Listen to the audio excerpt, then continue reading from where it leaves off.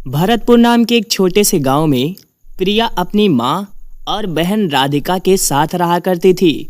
प्रिया बहुत ही होशियार लड़की थी और वो घर का पूरा काम किया करती थी और उसके पास एक सिलाई मशीन भी था जिससे वह ग्राहकों का कपड़ा भी सिला करती थी और कुछ पैसे कमा लिया करती थी। पर वहीं राधिका बस घर पर बैठी ही रहती थी और दिन भर सोया करती थी। उसके पास कोई काम नहीं था। वो दिन भर अपने दोस्तों के साथ ही घूमा करती थी। तभी एक दिन राधिका की माँ उससे कहती है, अरे बेटी प्रिया, सुबह से राधिका दिखाई नहीं दे रही है, कहाँ गई है वो? माँ, आपको पता नहीं है क्या, राधिका दिन भर अपनी सहेलियों के साथ घूमती रहती है। आज भी उन्हीं लोगों के साथ पार्टी में गई होगी। देखते हैं वो कब तक आती है। क्या बताऊं, इस राधिका ने तो मुझे परेशान करके रख दिया है। दिन भर बस अपनी सहेलियों के साथ घूमती रहती है, जरा सी भी पढ़ाई पर ध्यान नहीं देती वो। इसी तरह दिन बीतते हैं। फिर एक दिन दोनों बहनों के फाइनल एग्जाम का रिजल्ट आता है। प्रिया बहुत ही अच्छे नंबरों से पास हो जाती है, पर वहीं राधिका फेल हो जाती है। राधिका, यह मैं क्या देख रही हूँ? तुम स्कूल में फेल हो गई? बहुत ही ज्यादा लापरवाह हो गई हो तुम। जब देखो तब टीवी या फिर दोस्तों के साथ घूमना, बस तुम्हारा यही काम रहता है। अपनी बड़ी बहन से कुछ सीखो।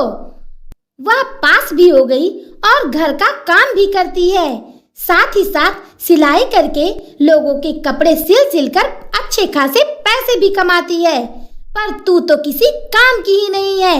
मुझे तुझ पर बहुत गुस्सा आ रहा है। माँ, मेरी बात तो सुनिए। वो क्या है ना? सुन राधिका, मुझे तेरी कोई भी बात नहीं सुननी। मैं तुझे एक बात बता देती हूँ, आज के बाद तेरा घूमना टहलना बंद। तू आज से घर का काम करेगी और जो तेरी सहेलियों के साथ घूमना फिरना रहता है ना, आज से तेरा वो भी बंद। तू घर से कहीं नहीं जाएगी। यह बोलकर गुस्से से राधिका की माँ वहाँ से चली जाती है। तभी राधिका भी गुस्सा हो जाती है कि उसकी बहन की वजह से आज उसको अपनी माँ से ऐसा सुनने को मिला। इस प्रिया की वजह से आज भी माँ ने मुझे इतनी डांट दी और घर का सारा काम भी करने को बोल दिया। मैं इस प्रिया की बच्ची को बिल्कुल नहीं छोड़ूंगी। मैं इसे सबक जरूर सिखाऊंगी। यह बोलकर राधिका पहले तो घर का पूरा काम करती है। उसके बाद अगली ही सुबह वो स्कूल भी जाती है और स्कूल से आते समय वो प्रिया की सिलाई मशीन को तोड़ देती है और उसके ग्राहकों के सारे कपड़े को फाड़ देती है। अब आएगा मजा। इसने मुझे माँ से डांट खिलाकर बहुत बड़ी गलती कर दी थी और यही है इसकी गलती की सजा। अब देखती हूँ यह अपने ग्राहकों के कपड़ों को कैसे वापस देती है। ऐसा बोलकर राधिका अपने रूम में चली जाती है। तभी कुछ देर बाद प्रिया और उसकी माँ घर वापस आती हैं और सिलाई मशीन को टूटा हुआ देखकर और सारे कपड़े को फटा हुआ देखकर दोनों बिल्कुल हैरान ही हो जाती हैं।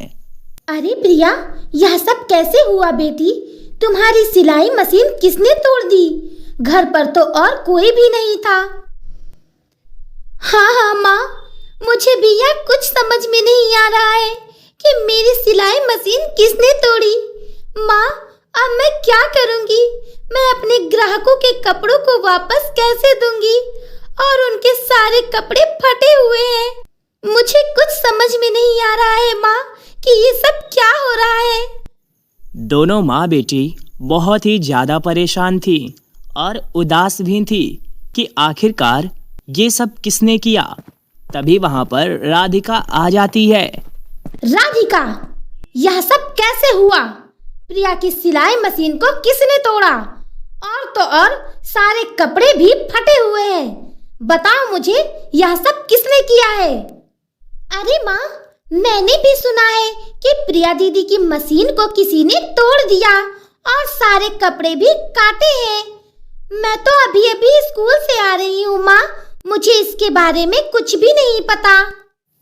प्रिया और उसकी माँ को कुछ भी समझ नहीं आ रहा था। तभी अगले ही दिन कुछ ग्राहक अपने कपड़े लेने के लिए प्रिया के घर पर आते हैं। प्रिया बेटी, मेरे सारे कपड़ों को मुझे दे दो, क्योंकि आज मुझे शादी में जाना है। तुमने मेरा सारा कपड़ा बना दिया है ना, जल्दी से मुझे दे दो। अपने ग्राहकों की बातें सुनकर प्रिया निराश हो जाती है और उनसे कहने लगती है, सारे कपड़ों को भी फाड़ दिया। क्या है ना आंटी जी, नहीं समझ में आ रहा है। सिलाई मशीन किसी ने तोड़ दिया और सारे कपड़ों को दीजिए आंटी जी। मैंने आपका कपड़ा नहीं समझ आ रहा है मुझे कि यह सब किसने किया। मुझे माफ कर दीजिए आंटी जी, मैंने आपका कपड़ा नहीं सिला है। क्या? यह सब तुम क्या बोल रही हो? मुझे कुछ नहीं सुनना है, बस मुझे मेरा सारा कपड़ा वापस दो। और तो और, अगर तुम कपड़ा वापस नहीं दे सकती तो जो हमने तुम्हें पैसे दिए थे, हमारे कपड़ों के पैसे हमें वापस दो। अगर हमें पहले ही पता होता ना कि तुम इतनी ज्यादा लापरवाह हो, तो हम तुम्हारे यहाँ कपड़े सिलवाने कभी नहीं आते। अब जल्दी से हमारा पैसा हमें वापस करो। हाँ, हमारे सारे पैसे वापस करो, वरना देख लेना बहुत बुरा हो जाएगा। हम तुम्हें बस 4 दिनों का समय देते हैं। 4 दिनों के अंदर अंदर हमारे सारे पैसे हमें वापस चाहिए। ऐसा बोलकर प्रिया के सभी ग्राहक गुस्से से वहां से चले जाते हैं। उनकी बातें सुनकर प्रिया बहुत ही ज्यादा घबराई हुई थी। माँ, अब मैं क्या करूं? मुझे कुछ समझ में नहीं आ रहा है माँ। मैं इन सभी के पैसे वापस कैसे करूंगी? माँ, मैं क्या करूं माँ? अपनी माँ की बातें सुनकर प्रिया जंगल की तरफ जाती है और वहां जाकर एक जगह बैठकर रोने लगती है। ऐसा मेरे साथ क्यों होता रहता है? क्या मैं इतनी बुरी हूँ?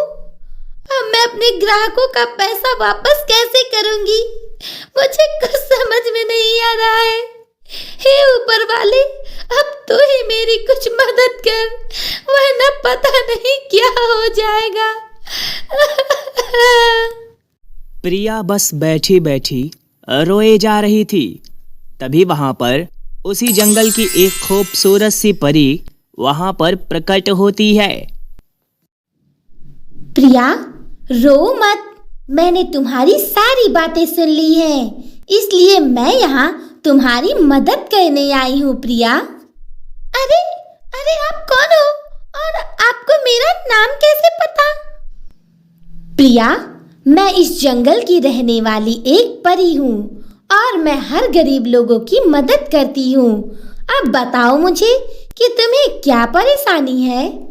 परी जी, वो दरअसल मेरी सिलाई मशीन और ग्राहकों के सारे कपड़े किसी ने खराब कर दिए, जिससे सारे ग्राहक मेरे ऊपर गुस्सा हो गए और उन्होंने गुस्से में उन कपड़ों के बदले मुझसे पैसे मांगे हैं।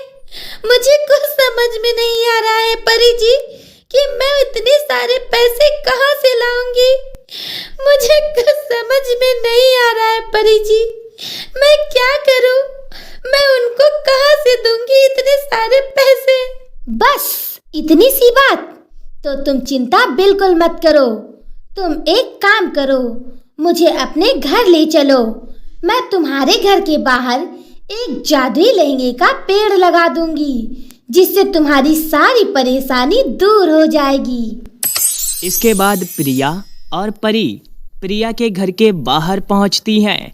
तभी वह परी अपनी शक्तियों से वहां पर एक लहंगे का पेड़ प्रकट करती है, जिस पर बहुत सारे खूबसूरत खूबसूरत लहंगे लगे होते हैं। यह लो, यह है जादुई लहंगे का पेड़। तुम इसमें से अपने ग्राहकों के लिए 11 लहंगे तोड़कर उन्हें दे देना और बचे हुए लहंगों को बाजार में बेचकर बहुत सारे पैसे कमा लेना। ठीक है, चलो अभी मैं चलती हूँ। अब तुम अपना ख्याल रखना और हमेशा खुश रहना। परी जी, आपका बहुत बहुत धन्यवाद। आपने मेरी मदद करके और यह जादुई लहंगे का पेड़ देकर मुझ पर बहुत बड़ा एहसान किया है। मैं आपका यह एहसान कभी नहीं भूलूंगी। धन्यवाद परी जी। इसके बाद परी वहाँ से गायब हो जाती है। प्रिया वो जादुई लहंगे का पेड़ पाकर बहुत ही ज़्यादा खुश होती है। इसके बाद प्रिया अपने ग्राहकों को एक एक लहंगा दे देती है और उनसे छुटकारा पा लेती है। बाकी बचे हुए लहंगे वो उन्हें बाजार में बेचती है, जिससे उसे काफ़ी ज़्यादा पैसे मिलते हैं। अब तो प्रिया बहुत ही ज़्यादा खुश हो जाती है।